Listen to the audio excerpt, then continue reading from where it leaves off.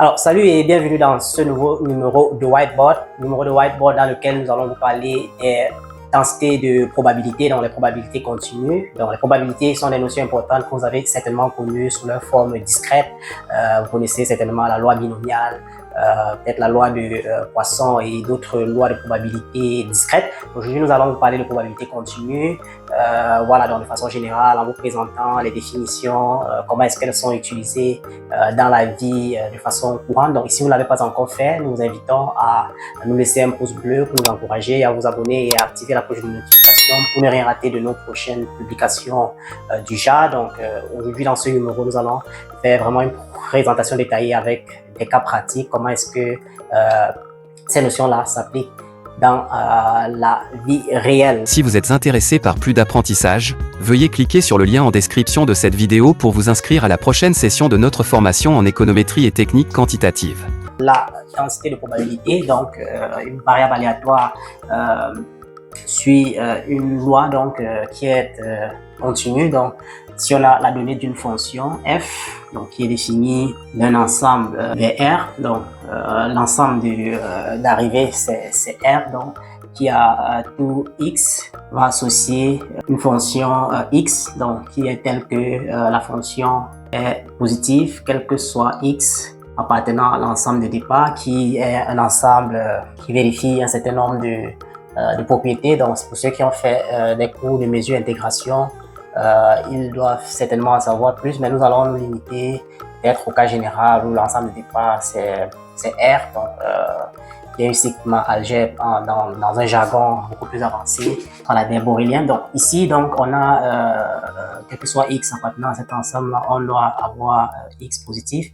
Donc la deuxième condition, c'est que l'intégrale sur E, donc qui est un espace mesurable dans le jargon de la mesure intégration, donc l'intégrale de f sur cet ensemble-là est égale à 1. Donc si on a la donnée d'une fonction f positif, donc la valeur dans R positif, donc disons voilà, donc dont les valeurs sont positives et dont l'intégrale sur l'ensemble de départ est égale à 1, donc on va parler de densité de probabilité. Donc c'est la même chose que pour les probabilités discrètes où on part d'une fonction qui est définie sur un ensemble E vers 0, 0, 1, tel que dans la probabilité prend des valeurs quelconques, donc des valeurs sur un ensemble en général dénombrable ou fini. Donc il va prendre des valeurs sur un certain intervalle donné, de telle sorte que la somme sur cet ensemble-là de toutes les probabilités soit égale à 1. Donc ça c'est et puis donc la probabilité de chaque événement doit être positive. Donc de façon générale, donc ça c'est ce qu'il y a de discret. Donc maintenant concernant les lois de probabilité continue, donc on doit avoir la donnée d'une fonction qui est positive et donc les valeurs, l'intégrale sur l'ensemble de départ est égale à 1. Donc à titre d'exemple, on va prendre par exemple ce qu'on appelle la loi uniforme, donc une fonction de probabilité qui est définie peut-être sur un intervalle AB vers R, donc qui a x. Sur cet intervalle-là va associer une certaine constante uniforme, ça veut dire que ça prend tous les éléments de l'intervalle ont la même chance d'être tirés, donc C est positif. Donc ce qu'on souhaite faire, c'est que pour pouvoir trouver la valeur de C, c'est que l'intégrale sur A de A à B de notre constante doit valoir 1. Donc ce qui signifie tout simplement que notre constante vaut 1 sur B moins A. Donc ça c'est pour ceux qui savent intégrer. Donc la loi uniforme sur l'intervalle AB, donc aura pour densité de probabilité la fonction qui a x associé 1 sur B moins A. Donc on va prendre un intervalle fermé comme celui-ci. Donc on a ça. Donc ça c'est un exemple de loi de probabilité continue. Donc un autre exemple pour lequel on a déjà fait une démonstration, c'est la loi normale. Donc la loi normale, c'est la loi de probabilité, la loi qui est définie par la donnée de la fonction qui a x associé 1 sur racine de 2pi exponentielle de moins x carré. On a vu l'intégrale de Gauss. Dans notre dernière édition du whiteboard, on a vu que l'intégrale de moins l'infini à plus l'infini de exponentielle de moins x carré était égal à racine de pi, donc que de façon générale, l'intégrale de moins l'infini à plus l'infini de exponentielle de moins ax carré valait racine de pi sur a. Donc ça c'est de façon générale. Donc, en prenant a égale à 1,5, ça permet d'avoir donc a doit être positif. En prenant a égale à 1,5, on a bien évidemment cette densité de probabilité qui est la densité de probabilité de la loi normale santé réduite. Donc, c'est une loi qui a pour moyenne, on va revenir sur les moyennes. Donc, de façon graphique, dans la loi normale, c'est une loi qui se présente sous cette forme-ci. Donc, c'est une fonction en cloche. Donc, si vous étudiez cette fonction et que vous la représentez sur le plan, donc elle va se présenter sous cette forme-ci. Donc, une loi qui est symétrique et qui vérifie un certain nombre de propriétés. Donc, parlant de loi de probabilité, donc il y a un certain nombre d'éléments importants que vous devez connaître pour une loi de probabilité continue. On a la notion d'espérance.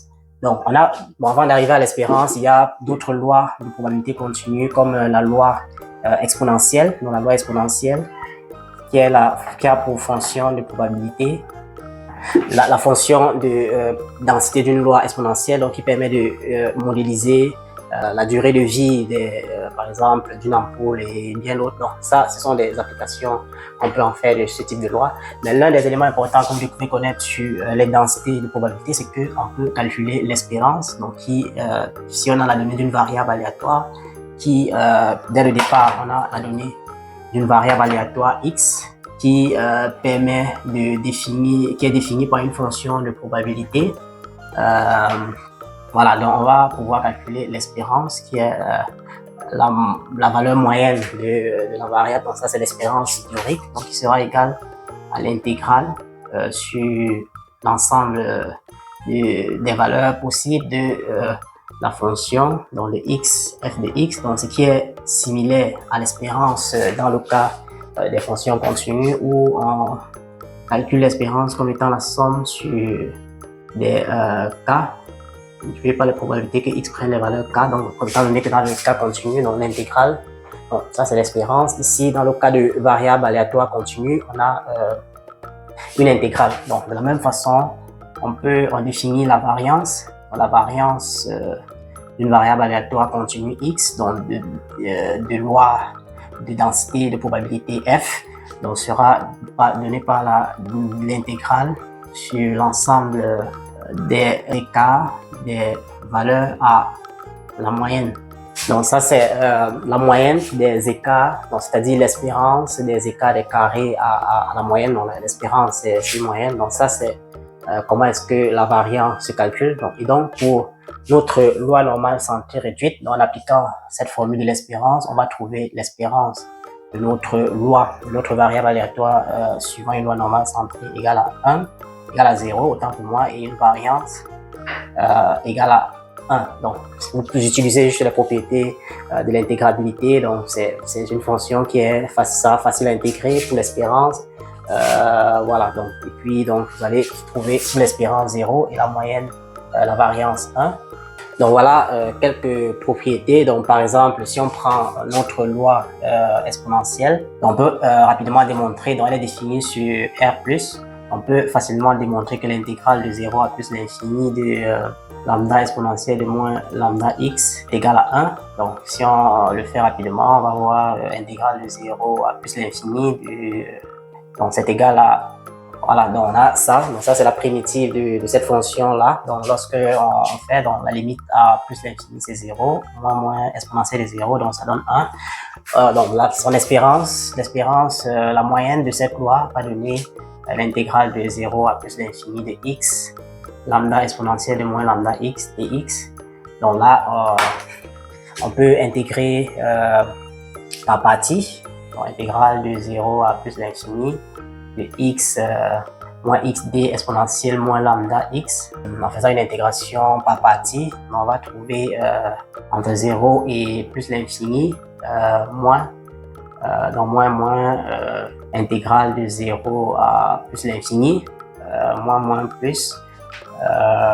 Donc il va toujours avoir moins qui va persister là, lambda exponentielle moins lambda x, donc ça va donner exponentielle moins lambda x entre v. Donc, il n'y a pas de lambda ici.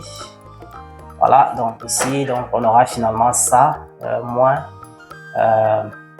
entre crochets, on va avoir 1 sur lambda exponentielle de moins lambda x entre 0 et plus l'infini. Donc, on va avoir finalement l'espérance égale à 1 sur lambda.